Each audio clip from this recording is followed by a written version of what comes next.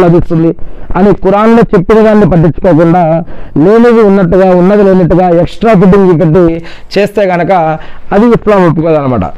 దీని విషయంలో పుణ్య ఫలాపేక్షతో ఖురాన్ మరియు సహీ హదీసుల ఆధారం లేకుండా చేసే ప్రతి పనిని కూడా బిదాత్ అని అంటారు.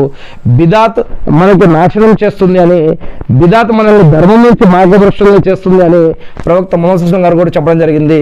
మొహమ్మద్ సల్లల్లాహు అలైహి వసల్లం గారు చెప్పారు, మీరు జాగ్రత్తగా ఉండండి, బిదాతుల జోలికి వెళ్ళకండి అని కూడా చెప్పడం జరిగింది అనమాట.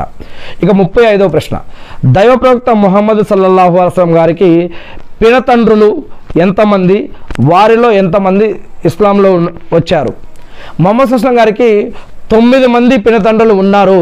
వారిలో హంజా రజల్లాహు గారు, అబ్బాస్ రజల్లాహు గారు వీరు ఇస్లాంలోకి వచ్చారు. దైవ ప్రవక్త మొహమ్మద్ సల్లల్లాహు అలైహి వసల్లం గారికి భార్యలు ఎంతమంది అంటే 11 మంది. మరి ప్రవక్త మొహమ్మద్ సల్లల్లాహు అలైహి వసల్లం గారికి మొదటి భార్య ఎవరు అంటే ఉమ్ముల్ మొమినీన్ హజరత్ ఖదీజా రజల్లాహు అన్హా గారు అనమాట. హజరత్ ఖదీజా రజల్లాహు గారితో వివాహం అయ్యేటప్పుడు మొహమ్మద్ సల్లల్లాహు అలైహి వసల్లం గారి వయసు ఎంత అంటే దైవ ప్రవక్త మొహమ్మద్ సల్లల్లాహు అలైహి వసల్లం గారు 25 సంవత్సరాలు ఉన్నప్పుడు ఖదీజా రజల్లాహు గారి వయసు, ఆమె వయసు అప్పుడు 40 సంవత్సరాలు. ఈయన వయసు మొహమ్మద్ సల్లల్లాహు అలైహి వసల్లం వయసు 25 సంవత్సరాలు చిన్నవాడు, కానీ ఖదీజా రజల్లాహు గారి వయసు 40 సంవత్సరాలు ఆమె. దైవ ప్రవక్త మొహమ్మద్ సల్లల్లాహు అలైహి వసల్లం గారికి 11 మందిని వివాహం ఆడే అనుమతి ఎందుకు ఇవ్వబడింది అంటే అల్లాహ్ సుబ్హానహు వ తఆలా ఖురాన్లో చెప్పాడు. మరి అదేవిధంగా ఈ అనుమతి వెనుక చాలా ధార్మిక ఆశయాలు కూడా ఉన్నాయని. ఉదాహరణకు స్త్రీలకు సంబంధించిన కొన్ని ప్రత్యేక విషయాలు మొహమ్మద్ సల్లల్లాహు అలైహి వసల్లం గారు అన్య స్త్రీలకు చెప్పలేరు.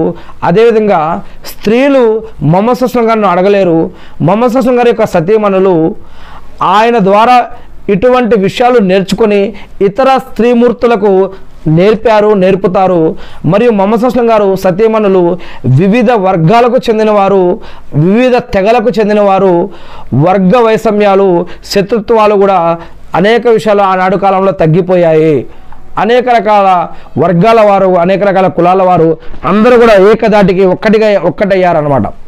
దైవ ప్రవక్త మొహమ్మద్ సల్లల్లాహు అలైహి వసల్లం గారు పరమపదించిన తర్వాత ఇంతకాలం అయినప్పుడు ఇన్నా లిల్లాహి వ ఇన్నా ఇలైహి రాజిఊన్ మొహమ్మద్ సల్లల్లాహు అలైహి వసల్లం గారి యొక్క సతీమణులలో ఎంతమంది అప్పుడు జీవించి ఉన్నారంటే 9 మంది మాత్రమే.